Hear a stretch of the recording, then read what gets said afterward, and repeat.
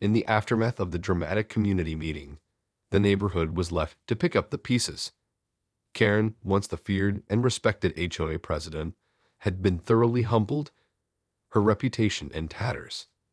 The other board members, relieved to be free of her tyrannical rule, quickly moved to reform the HOA, enacting new policies and procedures to prevent such abuses of power from happening again. They reached out to Jack, offering a sincere apology and pledging to work together to heal the community's wounds. Jack, for his part, was more than happy to let bygones be bygones. He had proven his point, and he was ready to move on with his life. He accepted the board's olive branch, and together they worked to repair the damage that Karen had caused. As for Karen, she retreated into the shadows, her once formidable presence reduced to a mere shadow of its former self. The community she had once ruled with an iron fist had turned against her, and she knew that she would never regain their trust. Years passed, and the neighborhood slowly returned to a state of normalcy. The red door on Jack's house remained, a constant reminder of the battle that had been fought and won. And every time Karen drove by, she couldn't help but feel a twinge of regret and a lingering sense of bitterness.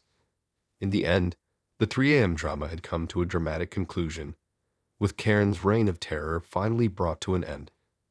The community had stood up to her, and in the process, they had discovered the true meaning of unity and resilience. As Jack's truck disappeared down the street, Karen felt a sense of triumph wash over her. She had won this round, and she wasn't about to let her neighbor's insolence go unchecked. Marching back into her house, Karen grabbed her phone and began furiously typing a message to the rest of the HOA board. "Urgent meeting tomorrow," she wrote. "We need to discuss that eyesore of a truck and the blatant disregard for our community rules." Karen's fingers flew across the screen as she composed a scathing email detailing Jack's outrageous behavior and demanding immediate action. She pressed send, feeling a surge of satisfaction at the thought of the board members scrambling to address her concerns. But Karen wasn't done yet. Glancing out the window, she spotted Jack's prized garden, meticulously tended and bursting with vibrant flowers. A wicked grin spread across her face as she grabbed a pair of garden shears and headed outside. Carefully, she snipped away at the stems, watching as the delicate petals drifted to the ground. "That'll teach him to defy me," she muttered, her eyes gleaming with a twisted sense of accomplishment. As the first rays of dawn began to peek over the horizon, Karen surveyed her handiwork, feeling a strange sense of satisfaction. She had won this battle, but she knew that the war was far from over.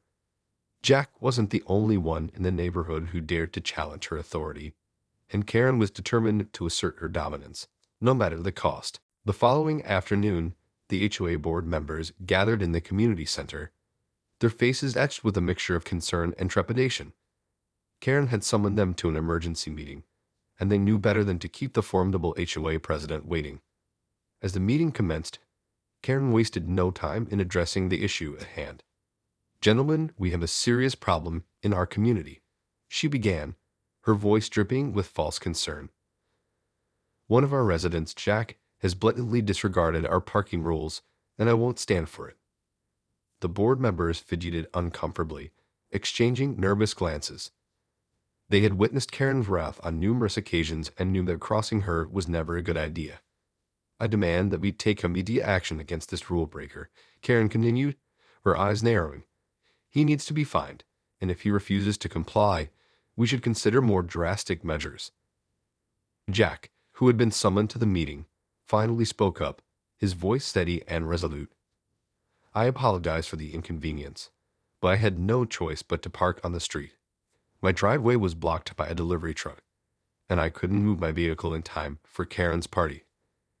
Karen scoffed, her lips curling into a sneer. "Excuses, excuses. The rules apply to everyone, Jack, and you are no exception. I demand that you pay the fine, and I want that truck off the street by tomorrow morning, or else."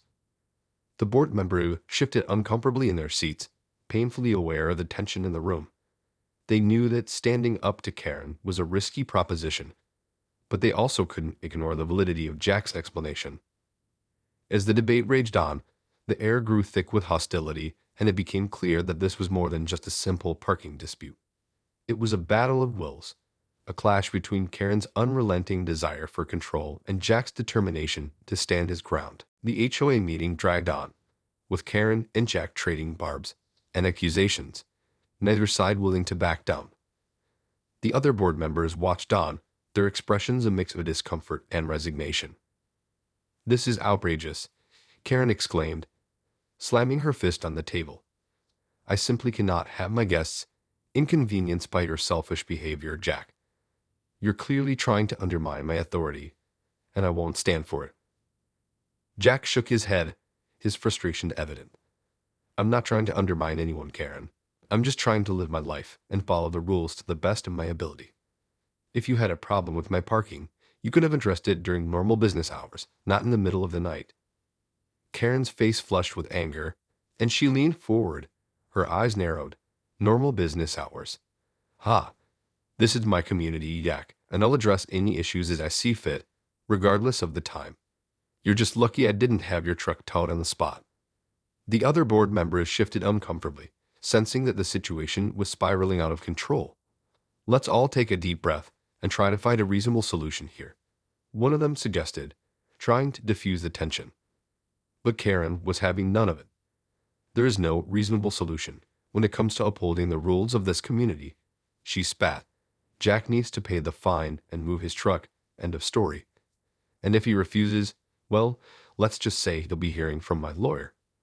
The room fell silent, the weight of Karen's words hanging in the air.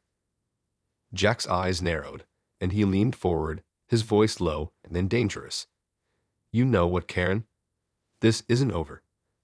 Not by a long shot." With that, he stood and stormed out of the meeting, leaving the board members in stunned silence. Karen, for her part, looked triumphant, her lips curled into a satisfied smirk. She had won this round, but she knew that the battle was far from over. In the days that followed the explosive HOA meeting, tensions between Karen and Jack continued to escalate. Jack refused to pay the fine, and true to her word, Karen had her lawyer send him a stern letter demanding compliance. But Jack wasn't about to back down. Instead, he decided to fight fire with fire, and he began to systematically target Karen's beloved HOA rules and regulations. It started with the community garden. Jack had always been proud of his well-manicured plot, but now he let it run wild, allowing the weeds to grow unchecked and the flowers to wither. Every time Karen drove by, she would cringe, her eyes narrowing with disgust. Next, Jack began to park his truck in every available spot on the street, making it increasingly difficult for Karen's guests to find place to park during her frequent social gatherings. Karen fumed, but she knew that she couldn't tow the truck without risking another confrontation. And then, the final straw. Jack decided to paint his front door a bright, vivid red, a direct violation of the HOA's strict color guidelines. Karen nearly had a heart attack when she saw it, and she immediately dispatched a team of painters to cover it up. But Jack was one step ahead of her. As the painters arrived, he stood on his porch, arms crossed, a defiant grin on his face. "Touch my door, and I'll have you arrested for trespassing," he growled, his voice dripping with menace. The painters hesitated, glancing nervously at Karen, who stood nearby, her face contorted with rage. Reluctantly, they retreated, leaving the bright red door untouched. Karen fumed, her hands clenching and unclenching at her sides. She had never encountered such blatant defiance in all her years as HOA president, and she was determined to put an end to Jack's antics once and for all. As the weeks passed, the feud between Karen and Jack only continued to escalate. Karen had tried everything in her power to bring Jack to heel, but he refused to back down. First, she had tried to rally the other HOA board members to her side, but they were growing increasingly uneasy with her heavy-handed tactics. One by one, they began to distance themselves from the conflict, unwilling to risk the wrath of their increasingly unstable president. Undeterred, Karen turned her attention to the wider community, launching a smear campaign against Jack.